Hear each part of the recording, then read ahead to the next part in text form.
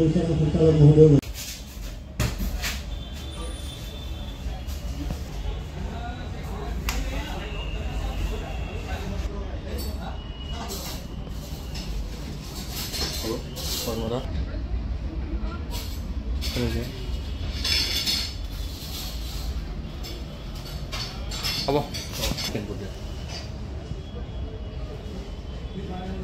মুখ্য অতিথি তথা উদ্বোধক অসম ৰাজ্যিক পৰিবহণ নিগমৰ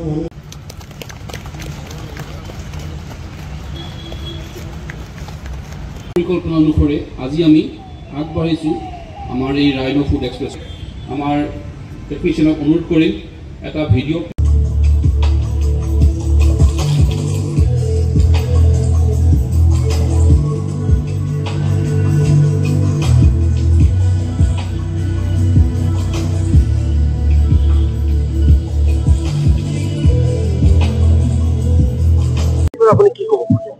সেই সময়ৰ কি পৰিস্থিতি আছিল সেইটো আমি এক্সাক্টলি ক'ব নোৱাৰো, কিন্তু সেই সময়ৰ পৰিস্থিতি সাপেক্ষে এনেকুৱা আছিলে যে এনেকুৱা বাছৰ প্ৰয়োজন আছিলে। এই সময়ত এটা নতুন ধৰণৰ বাছ আহিছিল যাতে ফুড ষ্টেপটো বহুত তলত আছিলে, যাতে যিসকল অকমান বয়োজ্যেষ্ঠ মানুহে যাতে যাব পাৰে। কিন্তু বিভিন্ন আঁচনিৰ মাধ্যমেৰেও কেন্দ্ৰীয় চৰকাৰে আমাক বাছ দিয়ে পৰিবহণ নিগমক চলাবৰ বাবে, তেনেকৈ বহুত আহিছিলে। কিন্তু পৰৱৰ্তী সময়ত চোৱা গ'ল যে যিখিনি তাত তেলৰ কনজামশ্যন প্ৰয়োজন আছে বা ইয়াত এটা কোৰ্টত কেছো হৈছিলে, আৰু ইয়াত যিহেতু বহুত ডাঙৰ বাছ, এই বাছকেইখন আমি চিটিৰ ভিতৰত চলালে বহুত ট্ৰেফিক জাম হৈছে, তো সেইবিলাক বহু কাৰণত এইখিনি ব্যৱহাৰযোগ্য নহ'ল। তো বাছখিনি হয়তো এনেকৈ পৰি পৰি বেয়া হ'লেহেঁতেন, তাৰপিছত আপুনি স্ক্ৰেপত দিলেহেঁতেন।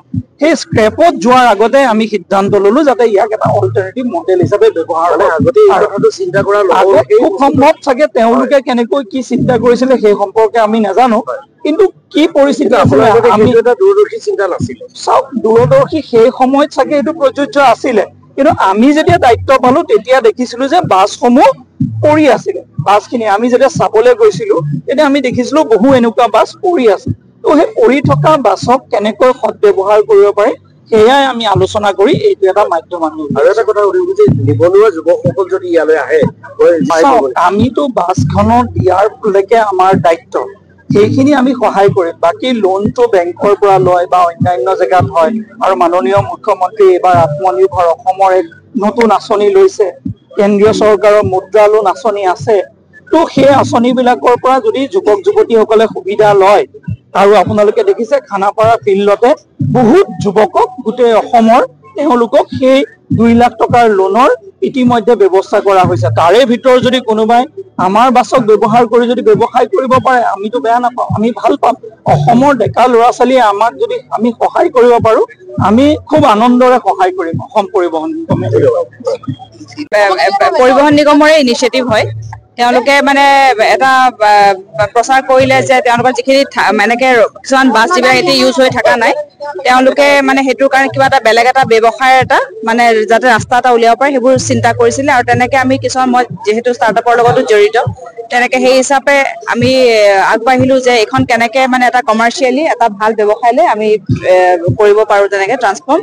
তাৰপিছত সেই হিচাপে আমি ভাবিলো যে প্ৰথমতে যে মানুহৰ এইখিনি জেগাত এনেকে খোৱা বস্তুৰ তেনেকে অলপমান অভাৱ ভিতৰৰ ফালে যদিও আছে, কিন্তু মানে কিছুমান মানুহে ধৰকচোন ইয়াতে বিচাৰি খাদ্যৰ কাৰণে, তেতিয়া মানে ইমান ভাল হাইজেনিক এটা ফুডৰ কোনো ব্যৱস্থা সুব্যৱস্থা নাছিলে।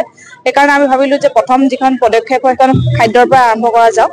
সেই হিচাপে সেইটো চিন্তাধাৰাতে, আৰু যিহেতু মানুহবিলাকে আজিকালি অকমান হাইজেনিক আৰু অলপমান ইমান মানে ধৰকচোন ক্লাইমেটিক চেঞ্জ, ইমান গৰম চৰম, গতিকে ভিতৰখন যদি আমি এচি কৰি পেলাওঁ তেতিয়া মানুহবিলাকে ধৰকচোন দূৰৰ পৰা জাৰ্ণি কৰি আহি বা লোকেল মানুহবিলাকেও কেতিয়াবা যদি আহিবলৈ বিচাৰে তেনেহলে তেওঁলোকে যাতে এটা ধুনীয়াকে এটা ভাল ব্যৱস্থাত ভালকে খাদ্য গ্ৰহণ কৰিব পাৰে, সেইটো চিন্তাধাৰাতে আমি আৰম্ভ কৰিলো। ইয়াতে বেচিকেলি এতিয়া প্ৰথমতে আৰম্ভণি আজিতো উদ্বোধন কৰা হৈছে, গতিকে আজিৰ ফুডৰ সেইটো বেলেগ হয়।